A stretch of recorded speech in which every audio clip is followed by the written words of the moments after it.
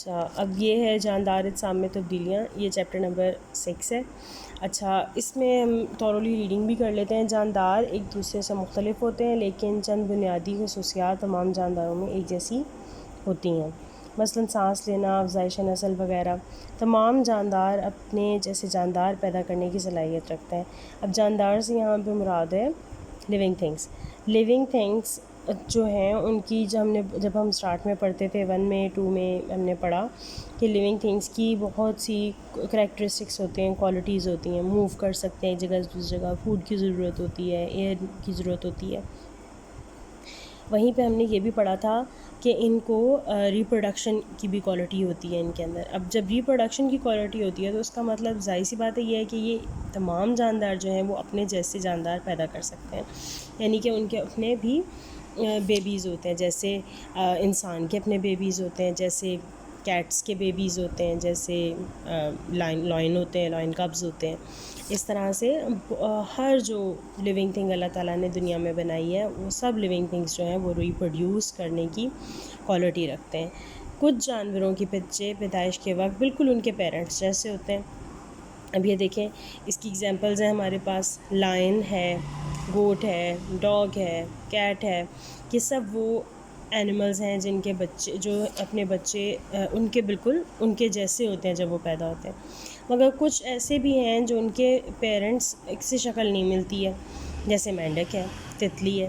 اور آپ نے کبھی اگر نوٹ کیا ہو تو جتنے بھی برڈز ہیں جب وہ بیبی ریپروڈیوس کرتے ہیں تو وہ ان سے بالکل بھی نہیں مل رہا ہوتا ہے، کہ اس کی باڈی پہ بالکل بھی ہیئر نہیں ہوتے ہیں، اور اسپیسیفکلی پہلے تو وہ ایگ کے اندر ہوتا ہے نا، تو اس لیے بھی وہ میچ نہیں کر رہا ہوتا۔ اچھا، اس کے بعد ہم لوگ آ گئے نیکسٹ پیج پہ آ جاتے ہیں۔ اب ہم آ گئے لائف سائیکلز پر۔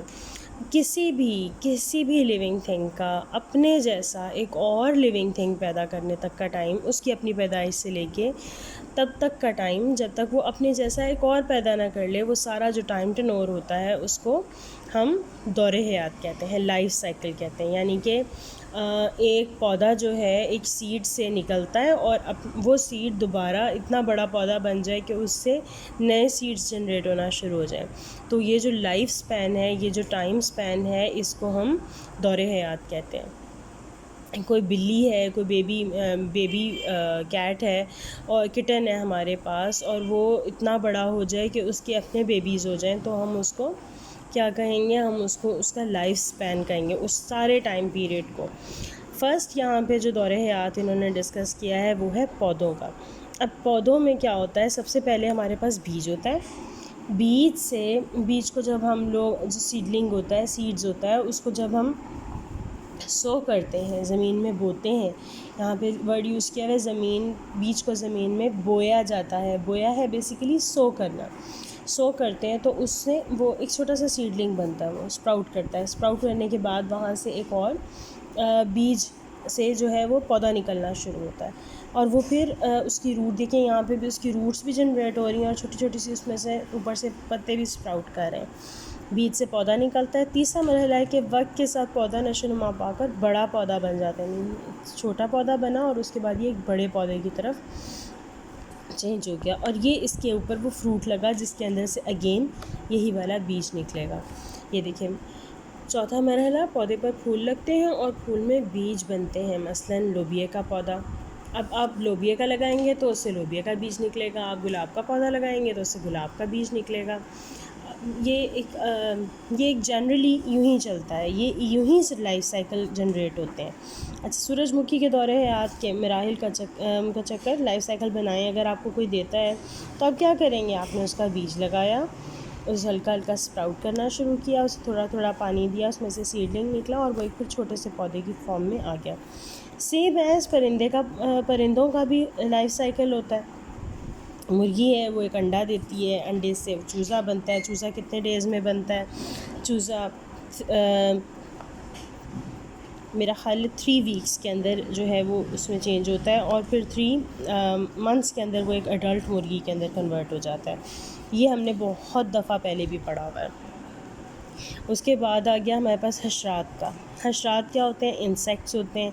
انسیکٹ کا جو ہوتا ہے لائف سائیکل، وہ اس طرح کہ پہلے وہ ایک بڑی تتلی ہے، اس نے انڈے دیے پتے کے اوپر، اور اس پر وہ جو پتے ہیں وہ اس سے پتے جو ہیں وہ خوراک پرووائڈ کرتے ہیں ان انڈوں کو، اور وہاں سے وہ ایک لاروا کی شکل میں آ جاتا ہے، لاروا سے وہ ایک پیوپا بن جاتا ہے، پیوپا کو ہم کیٹرپلر بھی کہتے ہیں، کچھ لوگ کہتے ہیں، اور اس کے بعد وہ اس سے ایک بڑی تتلی میں کنورٹ ہو جاتا ہے، اور یوں ہی دوبارہ کا پورا سائیکل چلتا رہتا ہے۔ اس کو سائیکل بھی اس لیے کہتے ہیں کیونکہ ظاہر سی بات ہے بڑی تتلی جب بنے گی وہ انڈے دے گی، اس سے لاروا بنے گا، اس سے پیوپا بنے گا، اور پھر پیوپا سے پھر دوبارہ بڑی تتلی بنے گی، اور وہ پھر دوبارہ انڈے دے گی، تو it works in a cycle, that's why it is called life cycle. اچھا، اس کے بعد مینڈک کا دور حیات آ گیا۔ مینڈک کے دور حیات میں بھی ہم نے دیکھا کہ مینڈک جو ہے وہ انڈے دیتا ہے، اور انڈے جو ہے وہ ٹیڈپولز میں چینج ہوتے ہیں، ٹیڈپولز جو سوم بھی کر سکتے ہیں، ہم نے بہت سی چیزیں اس طرح کی پڑھی ہوئی ہیں پہلے بھی، اور پھر وہ دوبارہ ایک بڑے مینڈک کے اندر چینج ہو جاتے ہیں، اور مینڈک دوبارہ سے انڈے دیتا ہے۔ اچھا، اب یہ ہمیں چھوٹی چھوٹی سی چیزیں جس کے بارے میں ہمیں یہاں پر انہوں نے پوچھا ہے کہ لاروا اور تتلی میں کیا فرق ہے۔ لاروا اور تتلی میں کیا فرق ہوتا ہے؟ لاروا جو ہے وہ سنوز کنڈیشن میں ہوتی ہے تتلی، یعنی کہ وہ اس کے اوپر ایک کور چڑھا ہوا ہوتا ہے اور وہ اس کے اندر ہی رہتی ہے، وہ آپ ایک طرح کا ایگ کہہ سکتے ہیں، آپ اس کو یہ ایگ شیل کہہ سکتے ہیں جس کے اندر تتلی ہوتی ہے۔ اچھا، اور تتلی کیا ہوتی ہے؟ تتلی وہ ہوتی ہے جو کہ اڑ سکتی ہے، جس کے اوپر کوئی شیل نہیں، جس کے اوپر کوئی میمبرین یا چھوٹی سی بھی جھلی نہیں لگی ہوئی ہوتی۔ ٹیڈپول اور مینڈک میں کیا فرق ہوتا ہے؟ ٹیڈپول جو ہیں وہ ایک ارلی سٹیج ہے مینڈک کی، اور ٹیڈپول جو ہیں وہ پانی میں ہی اسٹے کرتے ہیں، جبکہ جو فراگز ہوتے ہیں وہ زمین پہ بھی ہاپ کر سکتے ہیں۔ اچھا، لاروا اور پیوپا میں کیا ڈفرینس ہے؟ لاروا جو ہے وہ رینگ سکتا ہے پتے کے اوپر، جبکہ پیوپا جو ہوتا ہے لاروا جو ہے وہ لگا رہتا ہے کسی ایک سائڈ پہ، کارنر پہ کسی ٹہنی یا پتے کے ساتھ اٹیچ رہتا ہے، جبکہ پیوپا جو ہوتا ہے وہ کرال کر سکتا ہے ایک جگہ سے دوسری جگہ میں۔ اچھا، اس کے بعد ہم اس کی ایکسرسائز پہ آ جاتے ہیں۔ جانور جو پیدائش کے وقت اپنے والدین جیسے ہوتے ہیں ہم نے ڈسکس کیا ہے۔ اچھا، اس کے اندر کیا کیا؟ شیر آ جاتا ہے، بلی آ جاتی ہے، ڈاگ آ جاتا ہے، اس کے اندر آپ ہرن کے بارے میں لکھ سکتے ہیں۔ پھر جانور جو پیدائش کے وقت اپنے والدین سے مختلف ہوتے ہیں، اس میں مینڈک آ گیا، تتلی آ گئی، پرندے آ گئے۔ اب یہ یہاں پہ تصاویر میں تتلی کا دور حیات دیا گیا ہے، خالی جگہ میں دور حیات کے مرحلے کا نام لکھیں۔ اب یہ دیکھیں یہاں پہ پتے پہ انڈے ہیں موجود ہیں، اس کے بعد یہاں پہ یہ پیوپا بن گیا ہے، لاروا بن گیا ہے، then it is converted into a pupa, اور یہ اس کی فورتھ سٹیج ہے جب وہ ایک بڑی تتلی بن گئی ہے۔ This is first, this is second, this is third and this is fourth one. اچھا، اگر یہاں پہ ان کے مختصر جوابات والے کویشچنز بھی ہیں جن کے سارے آنسرز ہم نے کیے ہیں۔ دور حیات سے کیا مراد ہے؟ دور حیات سے مراد وہ لائف سائیکل ہے جس میں کسی ایک جو بھی لیونگ تھنگ ہے وہ اپنے جیسا ایک اور لیونگ تھنگ پیدا کر سکے، اس ٹائم پیریڈ کو ہم دور حیات کہتے ہیں۔ کیا پودوں اور جانوروں کا دور حیات ایک جیسا ہے؟ پودوں اور جانوروں کا دور حیات تقریباً میرے حساب سے ایک جیسا ہی ہے۔ میں اس میں کہوں گی اس میں کچھ زیادہ چینجنگ نہیں ہے، کیونکہ دونوں کو نرشمنٹ کی ضرورت ہوتی ہے، دونوں سائیکلز میں ورک کرتے ہیں، دونوں کی اسپیسیفائڈ ہمیشہ کی طرح سے وہ ایکٹیویٹیز ہوتی ہیں، یعنی کہ سیڈ ہے اس کو پانی دیں گے تو وہ آہستہ آہستہ بڑا ہوگا، وہ اسپراؤٹ ہوگا۔ اسی طرح جب جانور ایک انڈا دیتا ہے تو وہ وقت کے ساتھ ساتھ انرجی سے وہ اس کو چھوٹے سے بڑے میں کنورٹ ہوتا چلا جاتا ہے اور ایک ایڈلٹ جانور یا اینیمل بنتا ہے۔ پرندوں کا دور حیات کے مراحل رکھیں، یہ ہم لوگوں نے پرندے کے دور حیات جو ہے وہ سمپلی یہی والا ہے، اس میں دوبارہ آئے گا انڈا، چوزا اور مرغی، and if you can draw that is a very good thing. پودوں کے دور حیات کے آخری مرحلے میں کیا ہوتا ہے؟ پودوں کے دور حیات کے آخری مرحلے میں کیا ہوتا ہے کہ وہ جو یہ دیکھیں چھوٹا پودا جو ہے وہ ایک بڑے پودے کے اندر کنورٹ ہوتا ہے اور اس کے اوپر فروٹنگ ہوتی ہے یا فلاورنگ ہوتی ہے، اور اس فلاور سے دوبارہ بیج جنریٹ ہوتے ہیں۔ Thank you.